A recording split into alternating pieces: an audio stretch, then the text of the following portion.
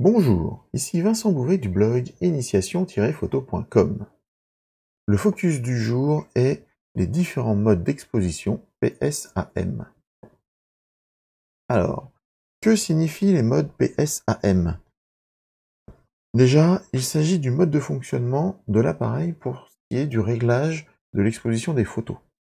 Donc, il y a 4 modes qui permettent de fonctionner différemment. Le premier mode est le mode P, dit automatique programmé. Le second est le mode S, qui est automatique à priorité vitesse, S comme speed en anglais. Le mode A, automatique à priorité ouverture, encore une fois, A comme aperture en anglais. Et le mode M, qui correspond au mode manuel. Alors, les 3 premiers modes reposent sur l'automatisme de l'appareil. En fait, de nos jours, tous les appareils possèdent un posemètre intégré. Ça signifie que l'appareil est globalement capable de définir lui-même le niveau d'exposition adéquat de la photographie. Et donc, en fonction du mode d'exposition qu'on a choisi, en fait, l'appareil va exploiter de façon différente les résultats de son posemètre. Donc, si l'on choisit le mode automatique programmé, en fait, dans ce mode-là, le photographe ne s'occupe pas du tout de la notion d'exposition de la photo. C'est l'appareil qui fait tout. C'est-à-dire que l'appareil va définir lui-même le couple ouverture-vitesse adéquate. En réalité, ils vont proposer plusieurs. Et le rôle du photographe, ça va être de choisir justement le couple qu'il souhaite utiliser. Alors, pourquoi utiliser un couple plutôt qu'un autre? Ça va être pour privilégier soit de la profondeur de champ, s'il la veut courte ou étendue, soit pour privilégier le flou de mouvement ou de figer l'image. Donc ça, c'est son choix. Par contre, il est sûr que l'exposition de la photographie aura été réalisée de façon automatique par l'appareil.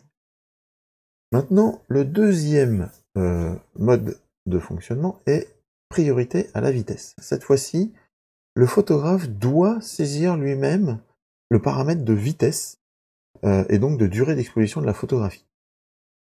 Il choisit que celui-ci. Et en fait, grâce au posemètre, l'appareil, lui, est totalement capable de déterminer automatiquement l'ouverture du diaphragme qui est en adéquation avec la vitesse définie.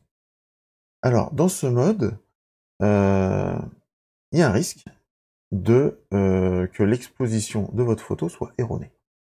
Alors, par exemple, si on choisit une vitesse qui nécessite une ouverture de f1.8, donc plutôt une vitesse qui serait relativement rapide.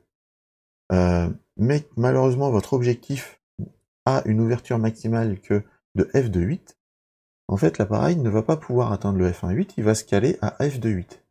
Le résultat, c'est que votre photo sera sous-exposée, puisqu'il n'aura pas eu assez de lumière par rapport à ça. Le troisième mode est la priorité à l'ouverture. Donc là, on est dans le cas inverse. C'est-à-dire que le photographe, lui, saisit uniquement l'ouverture du diaphragme. Et c'est l'appareil qui calcule automatiquement la vitesse adéquate. Alors, la plage de choix des vitesses est largement plus étendue que celle des ouvertures. Donc ici, le risque n'est pas, comme précédemment, un problème réel d'exposition de photos. Bon, dans les cas extrêmes, oui, mais vous avez moins ce risque-là. Ici, le risque, c'est plutôt que l'appareil définisse une vitesse trop lente. Et pour le coup, qui dit vitesse trop lente, si le sujet est mobile ou que vous, en tenant l'appareil, vous n'êtes pas assez stable, vous risquez d'avoir des problématiques de flou de photo. Enfin, on a le mode manuel. Alors dans ce cas-là, l'appareil ne fait plus rien du tout. C'est totalement le photographe qui choisit l'ensemble des paramètres pour son exposition. Donc dans ce cas-là, on a tous les risques. C'est-à-dire on peut avoir des photos floues si le photographe choisit une vitesse trop lente. On peut avoir une photo surexposée, une photo sous-exposée si l'adéquation du couple qu'il a choisi n'est pas optimale. Alors pourquoi on utilise le mode manuel et pourquoi il est tant que ça mis en avant? C'est surtout qu'il est très pratique pour garantir une uniformité des expositions quand on travaille en série photo. Et ça, pourquoi c'est pratique? C'est lorsque l'on va post-traiter les images, on va pouvoir travailler par lot de photos. Les réglages seront quasiment les mêmes sur toute la série. Donc on corrige la première, on recopie les réglages sur l'ensemble de la série, et en fait, on a peut-être une centaine de photos qui est post-traitée directement avec ce même réglage. Donc en termes de gain de temps au post-traitement, c'est très pratique.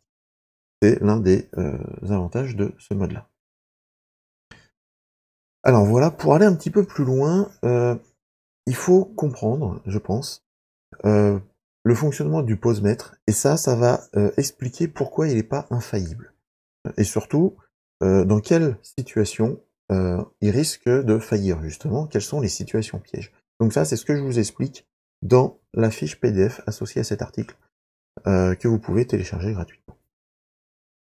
Donc voilà, si vous avez aimé cette vidéo, je vous invite à la partager, à vous abonner à la chaîne YouTube, et moi, il me reste à vous dire à demain, et merci beaucoup, au revoir.